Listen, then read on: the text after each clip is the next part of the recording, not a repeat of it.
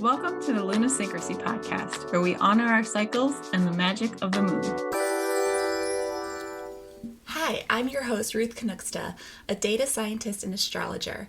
I mix the science of the menstrual cycle with astrology and uncover how all of the cycles of our lives may be affecting our energy each and every day. Hi guys, welcome back. I'm back with a full-length episode this time, just in time for the solar eclipse in Libra. If you live on the path of totality, make sure you go outside and check it out. Seeing my first eclipse is one of the things that really got me into astrology in the first place.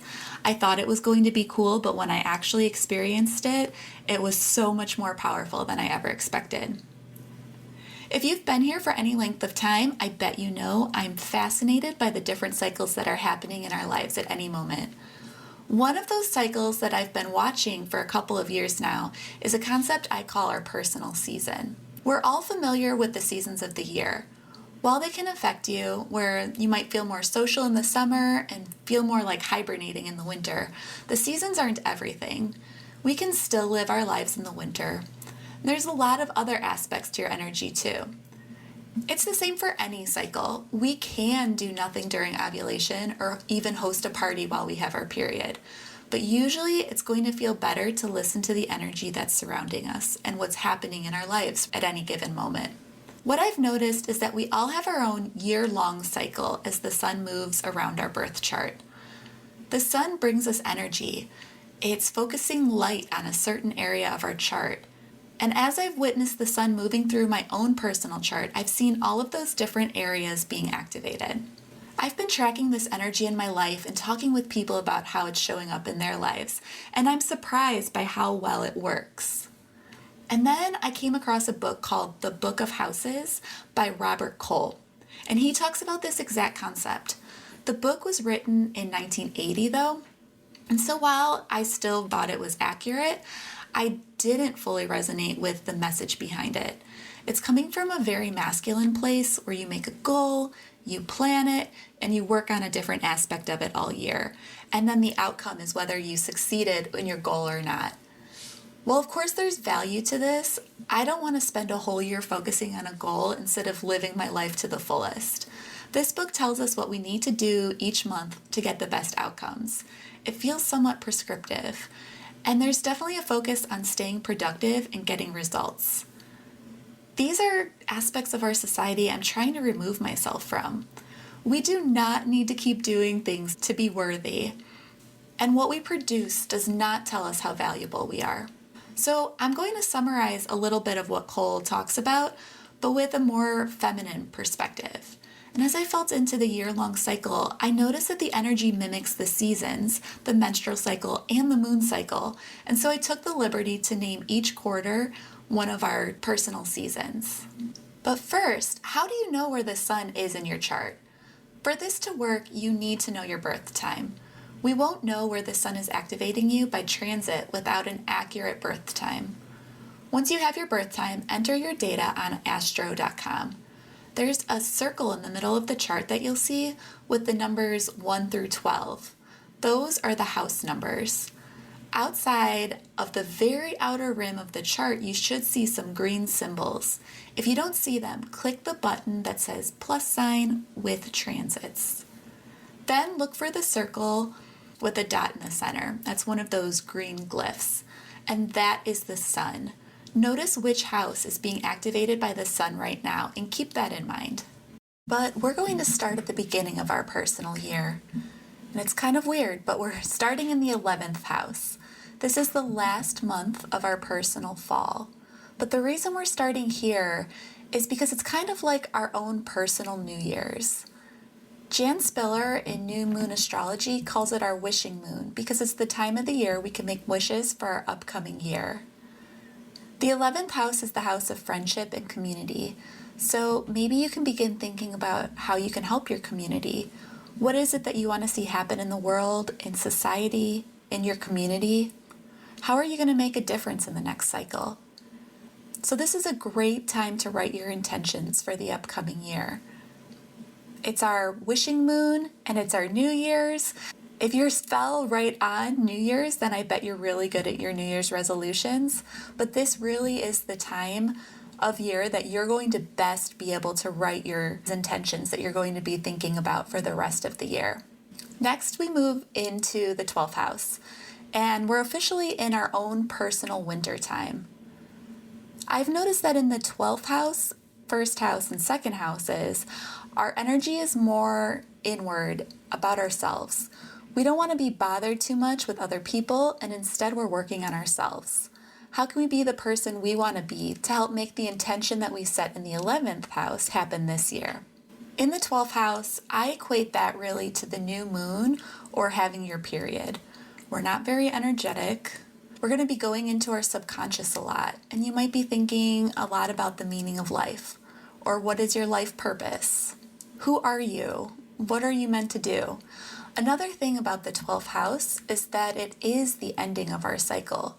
After the 12th house, we're moving into the first house, and so it's kind of an ending. It's a good time to be thinking about who you've been and who you want to be, and what do you need to do to change.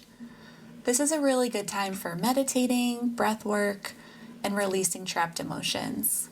Once we move from the 12th house to the first house, there's one day where the sun is going over your ascendant. So that's in your chart as the ASC. And I almost like to think of this as your other birthday. I naturally started looking at that day and seeing the importance of it, and I could tell that it was an important day. In the Book of Houses, he calls it your resurrection day and has a whole section about what you can do on that day. I have my own little ritual where I'll pull out some oracle or tarot cards and look at the year ahead and pull a different card for each of the houses for the next year. But you don't need to do anything that elaborate. It really is just one day and we're starting over. And then we're going to be in house 1 in the astrological chart. Once the sun is in your first house, you're probably going to be thinking all about yourself. You're probably not going to want to be around people too much, and that's okay, because when you are talking with them, you're probably going to be sounding a little bit more self-centered than normal. After all, this is the house of the self. You might also find yourself wanting to make some big changes in your life, especially around your appearance. Maybe you're going to cut your hair, dye your hair, or get a tattoo. All of a sudden, something that you really haven't thought of before might feel really important to do because your energy is setting you up for the new year as a new version of yourself. Moving forward into the second house, we're still in winter time. This is the house of security and values. So it's about your finances, your roots, anything that makes you feel safe. But it's also about your values and things that are important to you. You might be thinking about your material needs, and it's a good time to think of a budget, to know that you have enough money to do the things that you want to do. You can think about what you need and what are your plans to get it. I also like to think about it as putting out roots. So thinking about our root chakra and how we energetically put roots into the ground and it just makes us more stable. I like the analogy of the bigger the roots, the taller the tree can grow. The more stable we are inside, the more we can shine outside later. Next, we're moving into the third house, and it's a lot less about ourselves. We're starting to let other people in. And this is where we're moving into what I call our springtime, and it's a very similar energy to the follicular phase. We're starting to come out of hibernation and see what we've been missing around other people, but it's still important to start more slowly. The third house is the house of communication. So we're going to want to start learning from others and talking to the people around us. This is about the people that we see every day, the people in our neighborhood, our neighbors, the people we see at the store. We're going to want to talk to those people even more while the sun is in our third house. We also will start to want to think about learning from others. This is a good time to start listening to a lot of podcasts or spend time with friends you haven't seen in a while. You're going to start feeling curious. What can you learn and what can you do? That's a little bit different than what you've been doing. Technically, the third house is still in the quadrant of the self, but you're coming out a bit more and talking to others about their ideas. The fourth house, then, is the house of the home and family. With this one, we actually are moving out of the quadrant of the self and into more about the other people. It's really typical to start thinking about things that have happened in your past and what you can learn from them. Because it's the house of the home, it's a good time to update your house. And in the book of houses, Cole says that this change in energy where you're starting to think about other people, it starts to give us a lot of ideas about things that we can do. So you might be having idea 1, idea 2, idea 3, and you have all of this energy to start doing things and you want to do them all. But he says it's important to cut back and only work on the things that are most important, because it's really easy to get sucked into all of those different things. But since you've decided on a single goal while the sun was in your 11th house, that's the thing that we want to work on, or at least something that's similar that's going to be moving towards that goal. Because if we keep doing idea 1 and idea 2 and idea 3, that's how we start to burn ourselves out. When we try to do everything, we usually end up doing nothing. Moving into the 5th house, this is the last house of the springtime, but we're getting even more energized. This is the house of creativity and children, and the sun loves to be in the 5th house. We have a really childlike energy when the sun is in the 5th house, and we'll be able to communicate better, specifically with children. So if you have kids, you might feel like supermom this month. When I was feeling into the energy of the sun in the 5th house, it feels a lot like the lead up to ovulation. So you're getting lots of energy and lots of ideas, and you want to be around people, and things just feel energetic and exciting. Because it's the house of creativity, it's also a great time to take an art class, start writing a book, or do anything that's in the creative realm. Once the sun moves into your 6th house, we're moving into summertime. There's a few things that the 6th house rules in our chart, and some of them are health, well-being, work, and service. So those are all kind of different things, but they all have to do with habits and service. So it's a great time to start new habits. You can start a new workout routine or a diet plan when the sun is in the 6th house, because your health is going to feel really important. Cole says that if you think about it now, you're going to feel better for the rest of the year, but if you let yourself go while the sun is in your 6th house and you aren't thinking about your health, then you're going to be regretting it for the rest of the year. What's nice is that if you start these new habits, like a new diet or something like that, those habits are more likely to stick, and that's going to give you the energy to do more later because you have been thinking about your health. And it's a really productive, active time too. It's a time when we want to start to help other people, and that's kind of why I think of it as summer. Because now we're getting out there, we're putting our energy into other people. The 6th house is the house of the healer. So we can help others, we can put our energy into others. You could be thinking, how can I help you? What can I do to make your life easier? But if you just start giving, and working on all of these new things and all these new habits, or all of these new ideas that you started in the 4th and 5th house, then you can burn yourself out. And that's going to be what follows you for the rest of the year. So it is important to find that balance while the sun is in your 6th house. The 7th house then is like midsummer. So this is when we're all having barbecues and everything is so much fun. We're around people all of the time. And that's perfect because the 7th house is all about relationships and other people. We don't want to be alone. We want to be with others. We want to be included in the group. We want to have parties. It's a great time to be getting ideas from other people. It's also a really good time to talk to others and ask for feedback. So if you're having problems with something, you can go to an expert in that and ask them.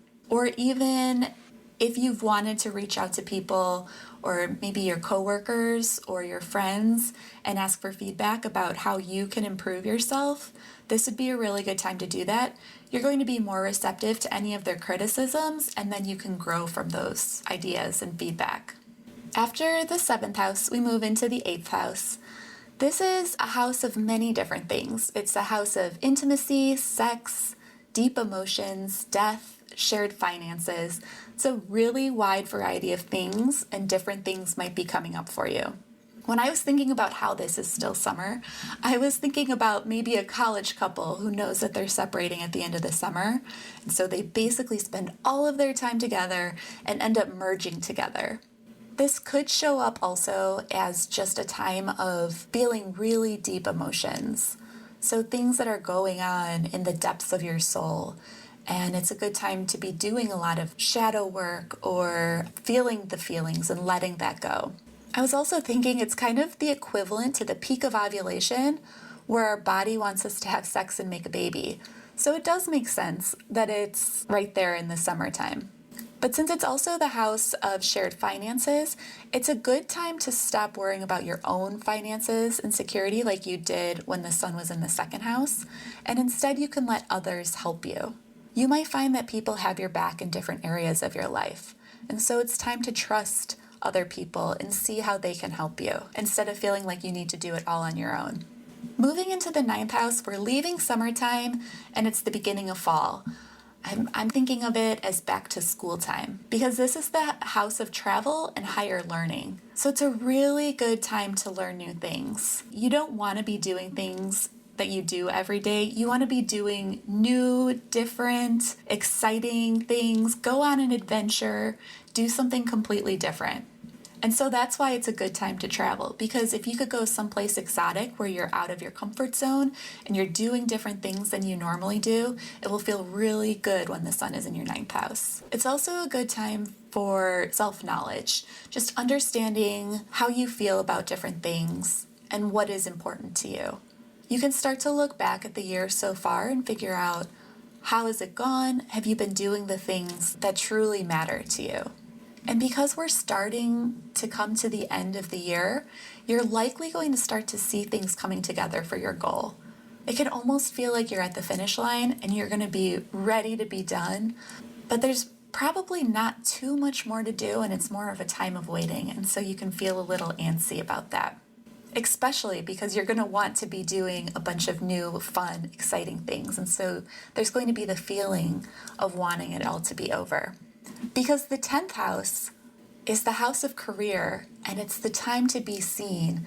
And in the Book of Houses by Robert Cole, if you were to follow that, House 10 is the time of the harvest. This is where you see what you have created in the past year. The sun is shining on you. It's up in the very top of your chart. So it's a great time to be seen by others. You'll be most likely feeling pretty productive and want to throw yourself into your work. Maybe you'll be finalizing everything that you've been doing for this past year. Now you know what you've accomplished, what you've completed. And so you can give thanks, and it's almost like Thanksgiving, if we want to put the fall spin on it. This is a good time to show people what you've accomplished too. So now you know what you've created, and now you can show people the end product. You can put it out into the world. Whatever it is that you've been working on, you can talk to people about it. Maybe give a presentation, go on a podcast and speak about it. But it's important to share what you've learned because this is the time you want to be seen. And then when we're done with the 10th house, we start the cycle all over again in the 11th house. But we now know new things from the past year.